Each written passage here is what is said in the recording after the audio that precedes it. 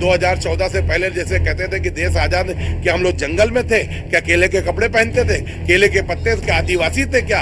हमारे बाप दादा पुरखे सब इसी धरती पे जन्मे, यहाँ रोजा नमाज पूजा और सब भी किया, मंदिर मस्जिद गुरुद्वारा सभी जगह गए। हम जानते हैं कितने पढ़े लिखे लोग ई रिक्शा चलाते हैं। ग्रेजुएशन ई रिक्शा के लिए किया था उन्होंने, क्योंकि मोदी जी ने वहाँ राष्ट्रवाद की चटनी चटाई, लोगों को बेरोजगार किया, इसलिए कि हमारा वोट हमसे सदा रहे। कि ऐसे आदमियों को चुना जाए जो बराबर आपकी जनता में आपकी सेवा में हाजिर हो, उससे मुलाकात किया जा सके। हमारा जो गठबंधन का प्रत्याशी है माननीय अखिलेश यादव जी, और जो राहुल गांधी जी ने उतारा है तनुज पुनिया जी को, बहुत पढ़े लिखे आदमी है। दिल्ली की बात करें तो दिल्ली में स्कूलों को लेकर चर्चाएं होती हैं कि वहाँ के सरकारी स्कूल में दाखिले के लिए सोर्स लगाना पड़ता है। उत्तर प्रदेश की बात करें, आपके बाराबंकी की बात करें, तो बाराबंकी में क्या कोई ऐसा मॉडल स्कूल है जहाँ पर आपका बच्चा पढ़ता है, सोर्स लगाना हो? भाई हमें तो ऐसा नहीं लगता है। आपने दिल्ली मॉडल को देखा, अरविंद केजरीवाल जी को देखा, मनीष सिसोदिया जी जब शिक्षा मंत्री थे, मैं दिल्ली कई बार गया, मैंने स्कूल वहाँ के नहीं देख लिए, क्योंकि मैंने वहाँ पे गया, मेरे बहुत से रिश्तेदार रहते हैं वहाँ की स्कूलों की दशा ये कि बड़े बड़े फॉरेन कंट्री के लोग उनके स्कूलों को देखते हैं, उनके मॉडल को देखते हैं। तो क्या मेरा उत्तर प्रदेश बाहर है क्या? उससे भी अच्छे यहाँ स्कूल हमारे योगी जी बना सकते हैं, प्रधानमंत्री जी बना सकते हैं। सेंट्रल में आपकी गवर्नमेंट है, यूपी में आपकी गवर्नमेंट है, तो मैं ये नहीं समझता हूँ कि जो है बहुत बड़े बड़े कॉलेज या स्कूल यहाँ उत्तर प्रदेश में बने हैं। ये तो अरविंद केजरीवाल जी से सीखना चाहिए हमारी इस उत्तर प्रदेश सरकार को, कि उससे अच्छा मॉडल को बनाए। बड़ा बजट है, उत्तर प्रदेश हिंदुस्तान का सबसे बड़ा सूबा है, और इसका रास्ता जो उत्तर प्रदेश से दिल्ली तक की उत्तर प्रदेश से ही होकर जाता है। दिल्ली का रास्ता उत्तर प्रदेश से तय होता है। ऐसे में लगातार एक ट्रेंड देखने को मिल रहा है, सभी राजनीतिक दल उन चेहरों को मैदान में उतार देते हैं जो रियल लाइफ से दूर हैं, रियल लाइफ में जिंदा रहते हैं। चाहे कंगना रनौत हो या निरहुआ की बात करें, रवि किशन की बात करें, मनोज तिवारी की बात करें, क्या ये नेता आपके बीच अगर आते हैं तो ऐसे में चुनाव तो निपट जाएगा, उसके बाद ये चले जाते हैं, तो ऐसे में जनता को किन लोगों को चुनना चाहिए? जनता को जो लोकल लोग हैं उन लोगों को चुनना चाहिए। ये जो नाचने गाचने वाले स्टार हैं उनको ना चुनिए। मेरी अपनी व्यक्तिगत राय, किसी पार्टी की नहीं है। भाई जो आदमी वक्त जरूरत पे मिल जाए, मैं जो अगर यहाँ पार्षद हूँ, मैं मिल सकूँ तभी मुझे चुने, वरना न चुने। तो इस तरह जो लोकल हमारे एमएलए हैं, एमपी है, जो यहाँ आवास करते हो, जिससे हमारी जान पहचान हो, हमारे यहाँ के जो नेता हैं वो यहाँ आवास करते हैं, तो हमारे दिलों में भी राज करते हैं। ये आपको बता दूं, भारतीय जनता पार्टी के 3-4 लोगों ने टिकट वापस कर दिया। यहाँ टिकट उनके वापस हो रहे हैं, हर दिन आप देख रहे हैं टिकट वापस हो रहे हैं। उत्तर प्रदेश होकर रास्ता जाता, माने श्री राहुल गांधी जी, अखिलेश यादव जी जो जोड़ी बनाई है, ये जोड़ी हिंदुस्तान के लिए 2024 में बहुत ही घातक विपक्ष के लिए साबित होगी, और राहुल गांधी अमेठी से चुनाव लड़ेंगे इंशाअल्लाह। मैं यकीन के साथ कहता हूं, भारत का प्रधानमंत्री हमेशा यूपी से गया है, इस बार भी यूपी से जाएगा, और इसमें सहयोग समाजवादी पार्टी का, आप पार्टी का और पूरे गठबंधन का और ममता दीदी तमाम लोगों का रहेगा। और वहां तक दिल्ली तक मैं राहुल गांधी को और पूरा हमारा जो विपक्ष को ठोकने का काम जो है वो हमारे लोग करेंगे, कि इनको यहाँ से खदेड़ा करने का काम करेंगे इस बार। अक्सर देखा जाता है कि जब चुनावी जनसभा होती है तो उसमें मुस्लिम समाज को बताया जाता है कि हमने कश्मीर में धारा 370-35 से हटा दिया, मुस्लिम महिलाओं को सुरक्षा देने के लिए ट्रिपल तलाक का मुद्दा हमने हटाया। ऐसे में क्या असल में ये मुद्दे आपके समाज में फिट बैठते हैं, या मुस्लिम समाज के अपने क्या मुद्दे हैं, क्या उनकी जरूरतें हैं? हम ये मुद्दे जो अगर फिट बैठते तो यहाँ जहाँ पे आप खड़े हैं, यहाँ 35,000 से समाजवादी के विधायक जीते हैं, तो भारतीय जनता पार्टी का प्रत्याशी ना जीतता। यहाँ मौजूदा चेयरमैन 16,000 से उत्तर प्रदेश में दूसरे नंबर की जीत है। पीर बटावन के अंदर जहाँ पे खड़े हैं आप, यहाँ हजारों से जीत, एक बूथ की हजारों तो जीते। तो अगर ये मुद्दे होते तो इन पे वोट होता और भारतीय जनता पार्टी का प्रत्याशी जीतता। 10 साल का जो जहाँ का चेयरमैन था उसको भी समाप्त कर दिया गया, जो वो भी इस बार सांसद का नंबर है। ये मन गढ़ंत कहानी है। 2014 से पहले जैसे कहते थे कि देश आजाद, कि हम लोग जंगल में थे क्या, केले के कपड़े पहनते थे, केले के पत्ते के आदिवासी थे क्या? हमारे बाप दादा पुरखे सब इसी धरती पे जन्मे, यहाँ रोजा नमाज पूजा और सब भी किया, मंदिर मस्जिद गुरुद्वारा सभी जगह गए। वक्त के हिसाब से बदलता गया और हम लोग तरक्की करते गए। भारत हम और जा देंगे कि पहले हिंदुस्तान रहे तब राजनीतिक पार्टी रहेंगे। आपके माध्यम से ये जरूर कहना चाहूंगा कि आप सब लोगों से अपील है कि वोट देने जरूर निकलिए। आपसे जानना चाहेंगे कि तमाम दावे किए गए कि एक हाथ में कुरान और दूसरे हाथ में लैपटॉप दिया जाएगा, क्या ये वादे धरातल पर लागू हैं, दिखाई देते हैं? मुस्लिम युवाओं को पढ़ाई के लिए अत्याधुनिक तकनीक से जोड़ने के लिए क्या असल में किया गया है? अभी तक तो कुछ भी नहीं किया गया है। तो आपको भी पता है कि बस मदरसे, जो अच्छे मदरसे थे उनको भी बंद कराने की, ग्रांट बंद कराने के लिए जो थोड़ी बहुत हम लोगों की शिक्षा थी उसको भी कमज़ोर करने का काम किया गया है। उन्हीं मदरसों को, अगर उनके हिसाब से मदरसों में कुछ सिस्टम गलत है तो उन मदरसों को सरकार और मदद दे के उनको और हाईटेक बना सकती थी, उनको सहूलतें दी जा सकती थी, उनको और टीचर्स दिए जा सकते थे, उनको कंप्यूटराइज किया जा सकता था, उस पर निगरानी रखी जा सकती थी। तो ये भी किया जा सकता था, लेकिन ये ना करके और क्या किया गया वो आपको भी पता है। हाजी साहब, आपसे जानना चाहेंगे कि असल में जब चुनाव होता है तो तमाम राजनीतिक पार्टियां आपके घर आती हैं, दरवाजे पे आती हैं, बड़े बड़े वादे किए जाते हैं। जिस सड़क से हम गुजर रहे हैं सकरी सड़क है, क्या यहाँ पर विकास किया गया, कितना विकास हुआ और विकास के नाम पर क्या क्या किया गया, वो आपसे जानना चाहेंगे। और इस बार बाराबंकी की खास तौर पर जो आवाम है उनके असल में मुद्दे क्या रहने वाले हैं, क्योंकि हिंदू मुस्लिम सिख ईसाई तो कोई कर रहा है, लेकिन असल में वाकई में उनके मुद्दे क्या हैं अपने बच्चों के लिए, अपने फ्यूचर के लिए? भाई असल में जो सबसे बड़े मुद्दे ये हैं कि हमारा यूथ जो है बहुत बेरोजगार है।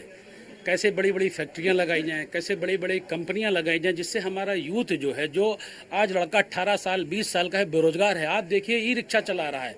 आज हमारे बाराबंकी शहर में 400 प्लस रिक्शा हो गया है। क्यों?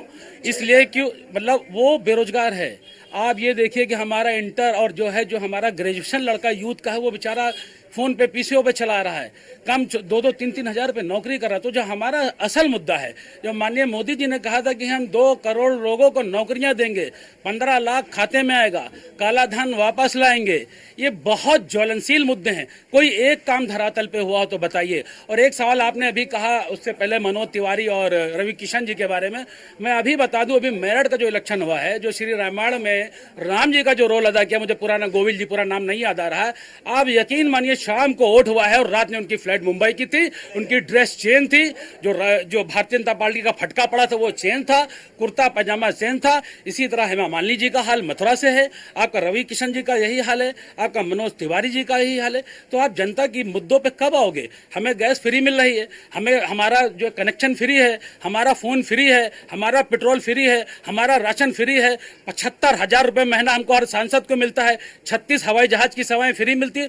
तो हम अपने गरीब मुद्दों को कब उठाएंगे? क्योंकि हमें तो सब मिल रहा है, हमको सब हरा हरा नजर आ रहा है। तो सबसे बड़ी बात यह, जीतने के बाद जब आप धरातल पे नहीं होगे तो किसी की बुनियादी चीजों को आप नहीं जान पाओगे। पानी आ रहा है या नहीं आ रहा है, सड़क बनी है या नहीं बनी है, शिक्षा में आपने कितना योगदान किया, कितने आपने हॉस्पिटल बनाए, कितने आपने स्टेडियम बनाए, पढ़ाई का क्या इंतजाम किया, कितने आपने मदरसे बनाए, सारा जीरो धरातल पे काम है।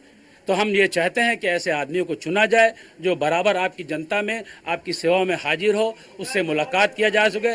हमारा जो गठबंधन का प्रत्याशी है माननीय अखिलेश यादव जी, और जो राहुल गांधी जी ने उतारा है तनुज पुनिया जी को, बहुत पढ़े लिखे आदमी है और जनता जनार्दन मुस्लिम तो है ही है, बाकी हमारे साथ जो और अदर कौम है, यादव, कुर्मी, दलित, सब इस बार मिलके जो है जिताने का काम करेंगे और हमें उम्मीद है वो जीतेंगे। तो हम सबकी जो हमारी जो बुनियादी कमियां हैं, जो बुनियादी चीज़ें रहेगी उसको वो पूरा करेंगे।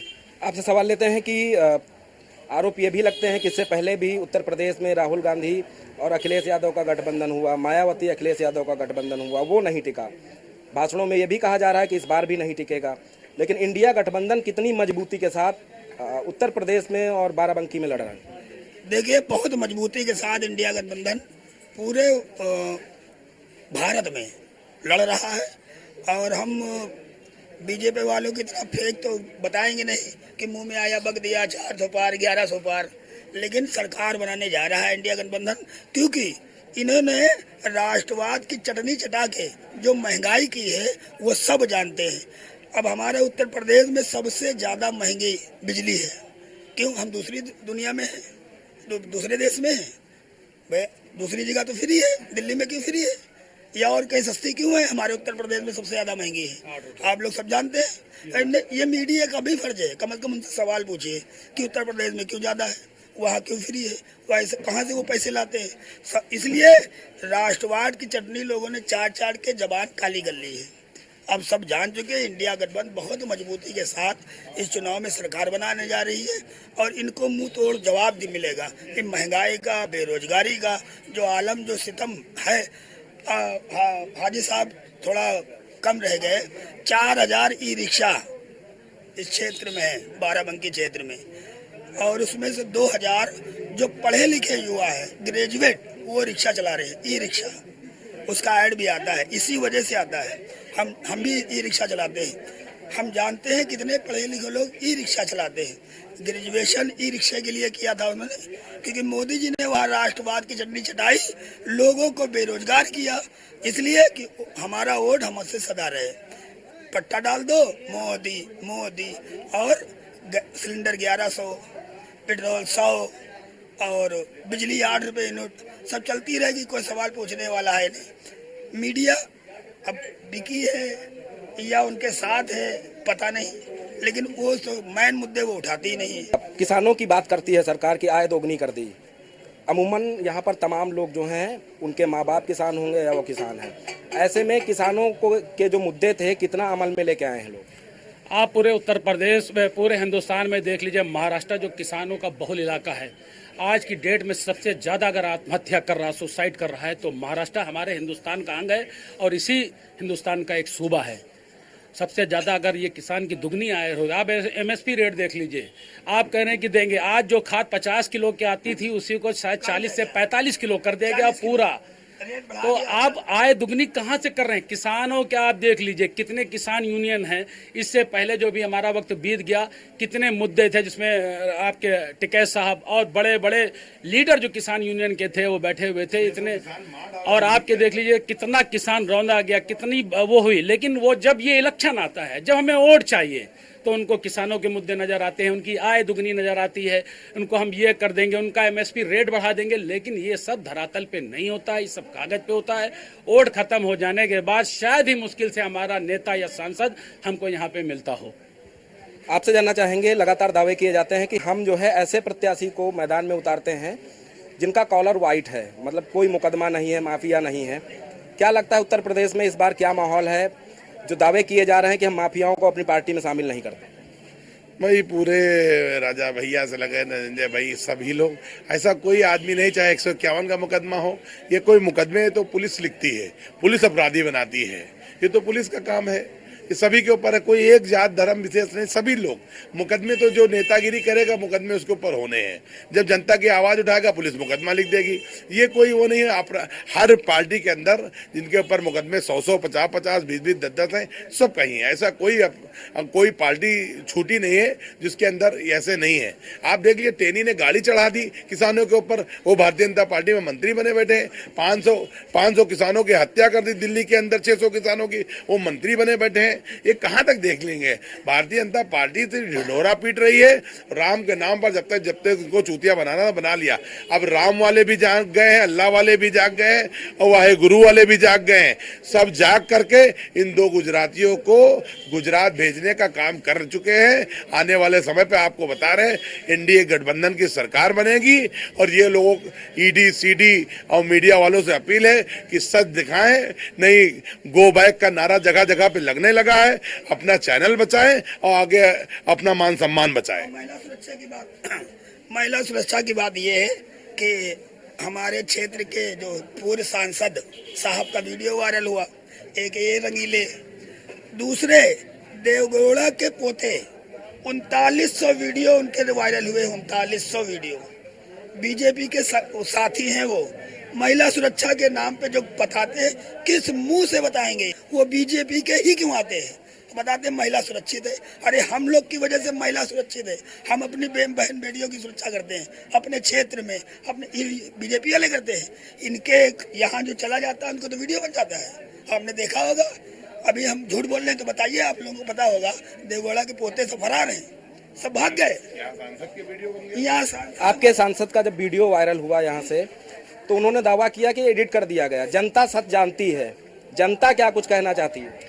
भाई जनता तो सब कुछ जानती है, जनता सब जानती है कि एडिट है कि ये पक्का है। भाई अगर एडिट था तो अपना सबूत पेश करे कि एडिट है, क्यों टिकट काटा गया? भाई क्यों टिकट काटा गया? उनको काउंटर करने के लिए महिला को उतारा गया, कैंडिडेट बनाया गया राज रानी रावत का, जो तनुज पुनिया के सामने कहीं टिकने वाली नहीं है। बिल्कुल पक्की बात है ये। कहीं टिकने, क्योंकि हमारा कैंडिडेट बहुत ही अच्छा है, बहुत ही पढ़ा लिखा है, सज्जन व्यक्ति है। वो अब की बार उनको कोई रोकने वाला नहीं है। महिला सुरक्षा की बात बीजेपी तो ना करे तो ज़्यादा अच्छा है। लेकिन मैं फिर कहना चाहता हूँ कि मीडिया का ये कर्तव्य है, जो असली मुद्दे हैं वो सरकार से पूछे। और ये हिंदू मुसलमान में उलझाते हैं, मीडिया भी वही राग चालू करती है, या तो बिकी है या तो भी उनके साथ में चाहती है कि बीजेपी की सरकार बने। तो इसलिए जो जरूरी मुद्दे हैं मीडिया उठाए। देखिए, बाराबंकी की बात करें तो बाराबंकी में विकास एक बड़ा मुद्दा है। शुरू से ही विकास एक मुद्दा रहा है और विधानसभा में ले लें तब भी विकास रहा है, क्योंकि यहाँ पे पार्टी बेस पे मतदान कभी नहीं हुआ है। विकास को लेकर सभी मतदाताओं ने मतदान किया है और शायद आने वाले लोकसभा चुनाव में भी यही एक मुद्दा रहेगा। जिस प्रकार से लगातार हम क्षेत्र में जाते रहते हैं तो कहीं ना कहीं विकास को लेकर लोगों के बातें रहते हैं कि हमारे क्षेत्र में ये काम हुआ या नहीं हुआ। बात करें गठबंधन की तो लोगों के मन में कहीं ना कहीं जो उनके पिताजी ने तनुज पीएल पुनिया जी ने ओवर ब्रिज बनवाया था लोकसभा चुनाव जीतने के बाद, तो वो एक बड़ा विकास का मुद्दा था, क्योंकि वहाँ पे कई लोग रेलवे क्रॉसिंग की वजह से वहाँ पे कई लोगों की जान चली जाती थी। तो कहीं ना कहीं वो जो विकास कार्य किए हैं तो अब आने वाले दिनों में उनको उसका फ़ायदा मिलेगा। लेकिन शहर के पूरे बाराबंकी की बात करें तो बाराबंकी में ज़्यादातर रोजगार, शिक्षा और गांव में विकास को लेकर चुनाव होता रहता है। जी, तमाम आरोप लगते हैं बोला जी जब नेता मैदान में होते हैं। ऐसे में बाराबंकी मुस्लिम बाहुल इलाका है, जो वादे किए थे नेताओं ने कितने धरातल पर लागू किए हैं, क्योंकि आप लगातार ग्राउंड में रहते हैं, 5 विधानसभा हैं यहाँ पर, तो ऐसे में कितने वादों को मुस्लिम समाज के लिए जो किए गए थे धरातल पर उतारा गया? देखिए, अगर बात करें मौजूदा सरकार की तो मुस्लिम समाज को ऐसा नहीं कहा जा सकता कि फ़ायदे नहीं हुई है, सरकार से उनको योजनाओं का लाभ नहीं मिला। अगर सरकारी रिकॉर्ड देखे जाए तो सबसे ज़्यादा अगर कोई फ़ायदा हुआ है तो मुस्लिम समाज का ही हुआ है। चाहे वो आवास की बात कर लें, चाहे उज्ज्वला योजना की बात कर लें, या फिर हर घर नल की बात कर लें, सबसे ज़्यादा अगर बेनिफिट किसी एक विशेष वर्ग को हुआ है तो मुस्लिम समाज को हुआ है। तो ऐसा नहीं कहा जा सकता कि मौजूदा सरकार में विकास नहीं हुआ है या लोगों को फ़ायदा नहीं मिला है। वो अलग मुद्दे हैं कि मतदान व्यक्ति अपने मताधिकार के हिसाब से करता है, वो अपने विवेक से करता है, किसको मतदान करे, कहाँ मतदान करे, ये उसका अपना स्वयं का विवेक है। लेकिन विकास की बात करें तो वर्तमान सरकार में भी विकास हुआ है, पिछली सरकारों में भी विकास हुआ है, विकास बिल्कुल हुआ है बाराबंकी में। 2 चरण का चुनाव हुआ है, वोट प्रतिशत घटा है। ऐसे में आप ग्राउंड पे रहते हैं, बाराबंकी के तमाम लोगों से मुलाकात होती है, क्या लगता है कि बाराबंकी उन तमाम जो चुनाव अभी हो चुके हैं 2 चरण के, उनमें जो मतदान प्रतिशत घटा है उसको रिकॉर्ड तोड़ने का काम करेगी कि यहाँ पर भारी संख्या में लोग अपने घरों से निकलेंगे और वोट करेंगे? देखिए, प्रशासन पूरी तरीके से लगा हुआ है कि मतदान 100% मतदान हो, लेकिन चूंकि 20 मई को यहाँ पे मतदान होना है, अभी से इतनी भीषण गर्मी है कि सुबह 8 बजे के बाद लोग घर से नहीं निकलते हैं। तो ऐसी स्थिति में 20 मई को प्रशासन गर्मी से निपटने को लेकर क्या व्यवस्थाएं करता है। फिर 20 मई को लोग 9 बजे के बाद मतदान बिल्कुल स्लो हो जाएगा जिस हिसाब से गर्मी हो रही। तो ये कहना थोड़ा अभी की जल्दबाजी होगी कि मतदान अच्छा प्रतिशत होगा, लेकिन मतदान का जो गर्मी के हिसाब से देखें तो मतदान कम ही होगा। हालांकि देहात में मतदान का परसेंटेज ज़्यादा रहेगा, लेकिन शहर में जो बड़े घर के लोग हैं वो धूप में तो लाइन में लग के मतदान करेंगे नहीं, तो कहीं ना कहीं मतदान पे गर्मी का असर जरूर रहेगा। तो हमारे साथ हमारे सहयोगी बाराबंकी से भोलानाथ थे। इन्होंने बताया है कि यहाँ पर जनता के असल मुद्दे क्या हैं, और जनता से भी हमने बात की है कि जो सरकारों ने वादे किए, चाहे वो 2014 से 24 के बीच की सरकार रही हो या फिर उससे पूर्ववर्ती सरकारें रही हों, उन सरकारों में के लिए क्या किया गया, मुस्लिम महिलाओं के लिए क्या किया गया और बाराबंकी के लिए क्या किया गया, विस्तृत हमने चर्चा की है। और लोगों में काफ़ी उत्साह भी नज़र आ रहा है कि इस बार जब मतदान होगा तो भारी संख्या में लोग अपने घरों से निकलेंगे और अपने मत का प्रयोग करेंगे। फिलहाल देखना होगा कि जब चुनाव के नतीजे आएंगे तो बाराबंकी का जो नतीजा है वो किसके पक्ष में होता है। एक और जहां एनडीए है तो वो तमाम दावे कर रहा है कि 400 बार इस बार हम ले जाएंगे, तो दूसरी ओर इंडिया गठबंधन है जिसमें राहुल गांधी, अखिलेश यादव, साथ ही साथ प्रियंका गांधी की अगर हम बात करें तो तीनों अलग अलग जगहों पर प्रचार प्रसार में जुटे हुए हैं ताकि उत्तर प्रदेश में इंडिया गठबंधन के जो उम्मीदवार हैं उनको भारी बहुमत से जिताया जाए। फिलहाल उस दिन का इंतजार करना होगा जिस दिन जो नतीजे हैं वो सार्वजनिक होंगे और जनता को पता चलेगा कि उनका जो वोट है, क्या जिस नेता को उन्होंने वोट किया था वो जीता है या फिर इस बार उसको हार का सामना करना पड़ा है। ऐसी तमाम स्टोरी के साथ आप हमारे साथ जुड़े रहें, देखते रहें न्यूज़ 1 इंडिया। वीडियो जर्नलिस्ट के साथ नीलेश चौहान, न्यूज़ 1।